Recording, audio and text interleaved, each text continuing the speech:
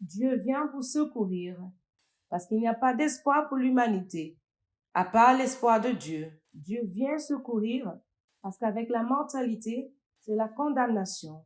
Alors, les hommes sages, ce sont ces personnes qui accèdent au secours de Dieu. La condition des Israélites en Égypte est le reflet des possibilités, des choses dans lesquelles l'homme peut tomber s'il marche en suivant ses sens.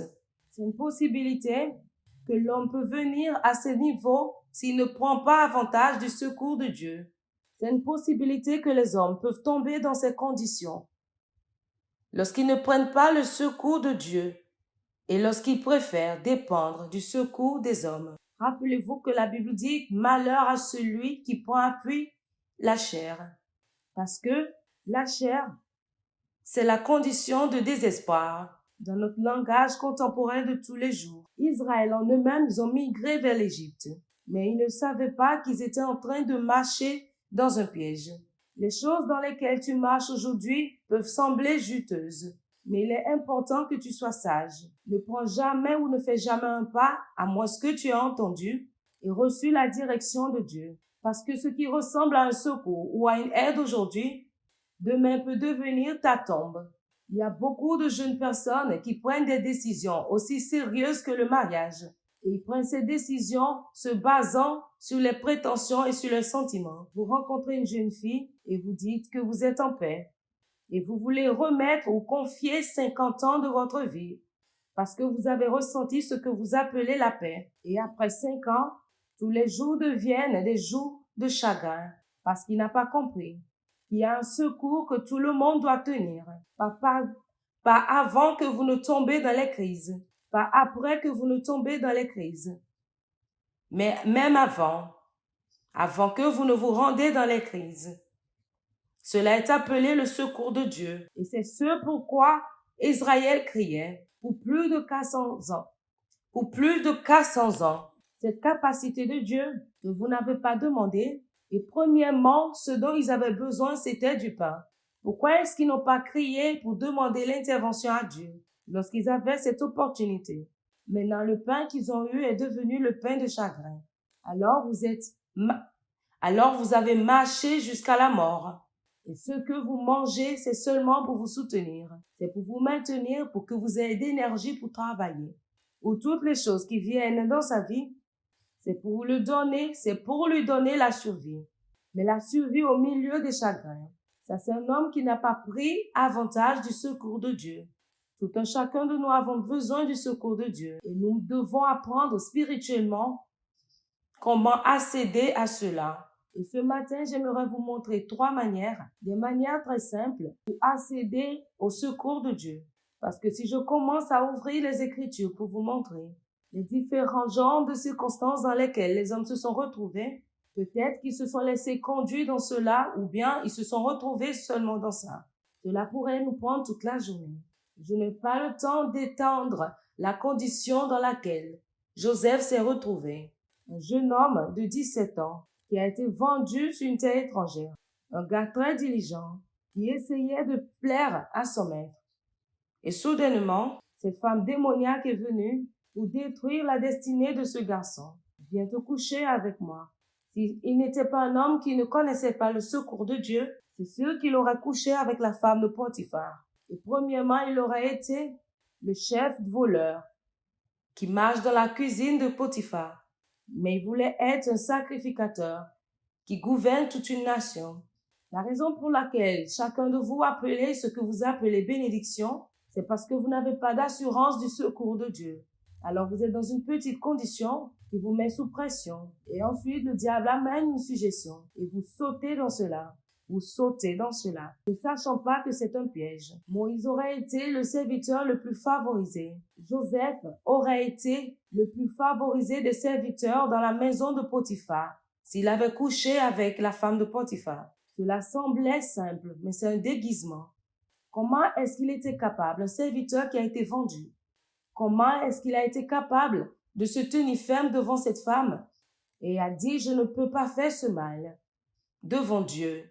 Il n'était même pas vraiment préoccupé de Potiphar. Il savait que ce qui pouvait le garder en Égypte et lui donner la vie dans l'avenir C'était sa relation avec Dieu. Voilà un homme qui connaît le secours de Dieu. Voulait le jeter en prison. La femme l'a menacé, mais il a fui. Alors c'est mieux de quitter la maison de Potiphar. Là, vous avez un toit décent et vous avez de la nourriture à manger tous les jours. Pourquoi est-ce qu'il ne s'est pas dit, ok, c'est seulement une fois? Ou bien peut-être que je vais juste coucher avec elle aujourd'hui. Et ensuite, elle va me laisser. Et juste rester là et me jouir. Et tu te prenais une autre. Et rester là et m'amuser. Tu quittes cet endroit pour la prison, là où personne ne demandera après toi. Il était dans la prison. Il était dans la prison pendant bon nombre d'années.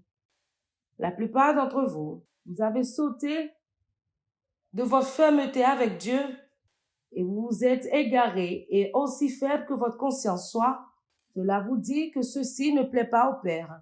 Malgré cela, vous avez avancé dans la mauvaise voie. C'est parce que vous ne connaissez pas le secours de Dieu. Joseph connaissait le secours de Dieu.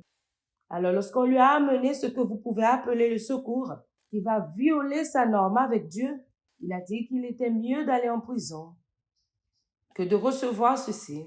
Même si Dieu n'interviendra pas, je serai en prison avec une assurance que Dieu est avec moi. Si vous n'êtes pas arrivé à ce niveau, c'est que vous ne connaissez pas le secours de Dieu. On te dit, viens rapidement, on va fermer le portail maintenant. Mais tu sais ce qui va se passer? Allons dans cette boîte de nuit. On te donnera cet argent pour payer ton écolage. Et tu dis, Seigneur. Et le Saint-Esprit commence à faire sur ton âme. Et tu fais comme si tu n'entends pas le Saint-Esprit. Tu te laves, tu t'habilles rapidement et tu es en train de parler rapidement. Et tu écoutes de la musique parce que tu ne veux pas entendre la voix du Saint-Esprit. Le Saint-Esprit te dit ne pars pas, n'y va pas, n'y va pas. Et tu fais toutes choses rapidement. Et on te dit, et tu te prends une autre. Tu fais toutes choses rapidement. On t'appelle, tu dis oui que tu viens. Et tu es arrivé jusqu'à un point où tu ne pouvais même plus entendre des murmures de Sion. Avant qu'un homme ne reçoive le secours du diable, il a de manière consciente, c'est qu'il a de manière consciente anéanti le secours de Dieu. C'est pour cela que tu allais prendre l'argent, parce que tu pensais que tu vas régler tout cela après. Mais le Saint-Esprit dit non. Je ne sais pas ce que tu es en train de te faire. Tu es en train d'anéantir le secours de Dieu. Beaucoup, peut-être qu'ils ne connaissent pas le secours de Dieu, mais ils ont violé la nourriture de Dieu pour ne pas accéder à son secours. Pour Joseph, il n'y avait pas de futur ou d'avenir, pendant qu'il désobéissait à la femme de Potiphar. Mais il a préféré d'avoir cette assurance qu'il a avec Dieu et d'aller en prison. Et il n'y avait jamais eu de moment pendant lequel il s'est lamenté. La visitation de Dieu est venue après plusieurs années. Mais il était meilleur, il était mieux avec Dieu que plutôt de s'aligner avec le système du monde et violer ce qui le gardait avec Dieu.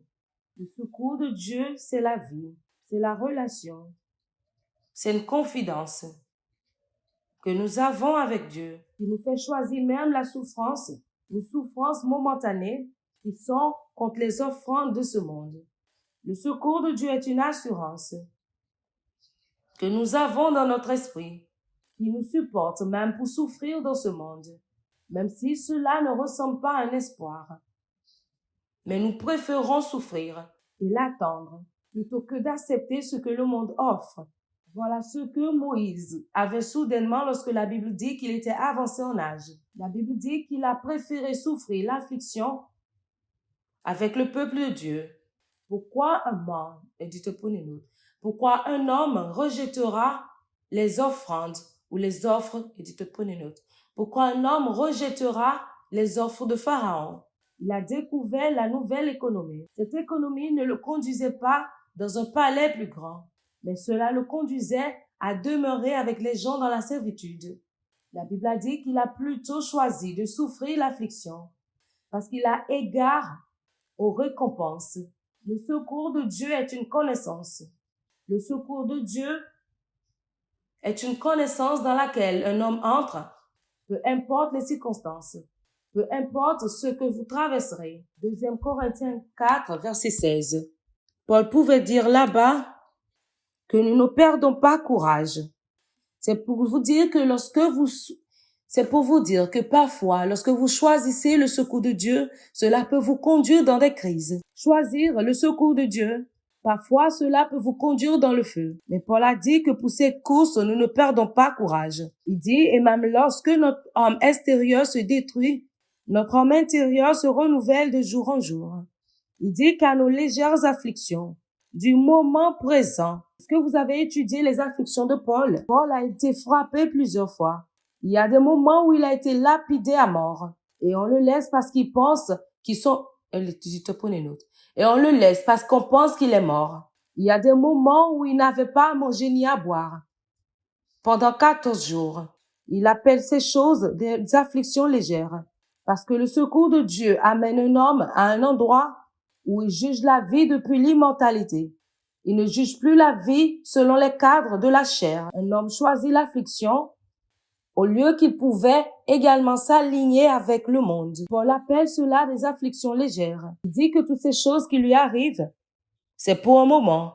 Je ne comprends pas comment lapider un homme jusqu'à mort est léger. Et je ne comprends pas comment 14 jours sans repas et avec crainte de naufrage est un moment. Mais voilà un homme qui connaît le secours de Dieu. Nos afflictions légères. Comment est-il arrivé à survivre ces choses? Comment a-t-il survécu à ces choses?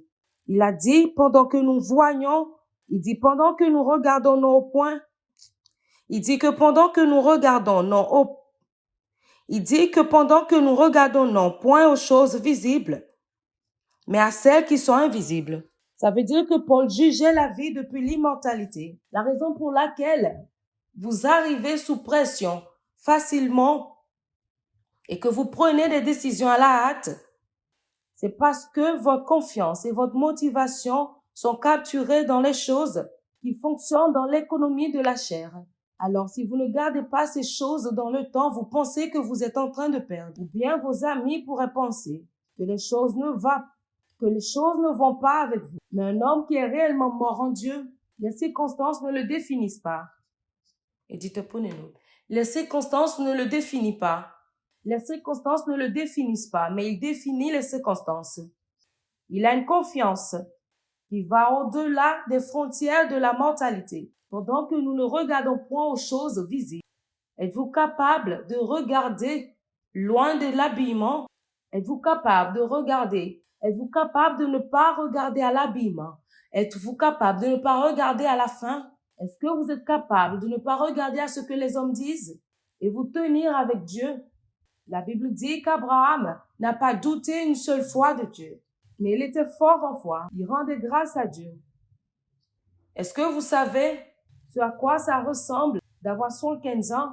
Tout le monde dans la communauté sait que votre femme est stérile.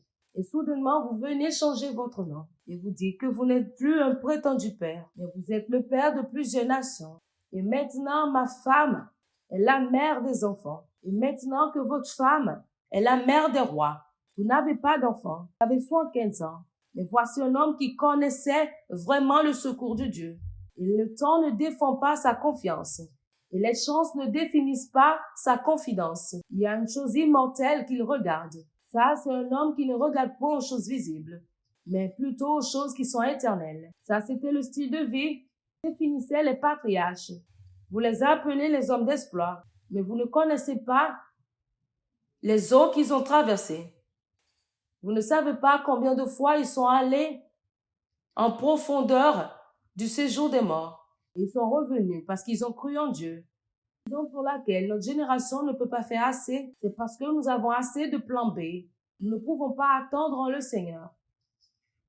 Nous ne pouvons pas nous tenir avec Dieu. Une petite pression, nous changeons de camp parce que nous ne connaissons pas le secours de Dieu.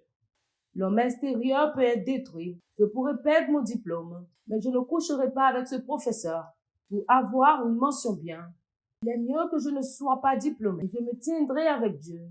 Et vous ne savez pas que les diplômes viennent des hommes. Je connais beaucoup de majors de la promotion qui recherchent des emplois depuis plus de 5 ans. Je connais des gens qui étaient majors de leur promotion, mais qui continuent à chercher d'emploi depuis 5 ans. Les hommes ne font pas les hommes. Dans ce royaume, c'est seulement Dieu qui fait les hommes. J'ai un ami dont le père était l'un des plus grands directeurs de ce pays.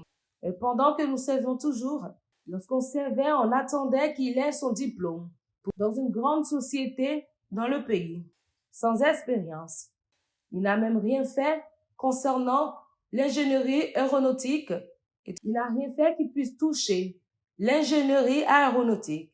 Il n'a même pas étudié la comptabilité ou que vous dites, et dites prenez note, pour que vous dites qu'il ait au moins l'intelligence des affaires. Mais il connaissait un homme, il avait un homme. Et 2 semaines avant la fin du service, son père est décédé. Toutes les promesses qu'il avait ont été noyées. Et c'est en ce moment qu'il a commencé à apprendre la voie du secours. C'était déjà tard. Parce que les choses qui devaient être bâties ou construites à l'intérieur de lui, pour le rendre assez robuste, pour définir ses circonstances, il ne s'est pas rendu à ces choses. Beaucoup ne connaissent pas le secours de Dieu. La preuve que vous connaissez le secours de Dieu, cela est capturé dans les décisions que vous prenez. Cela est défini par votre style de vie. Cela est défini par votre style de vie.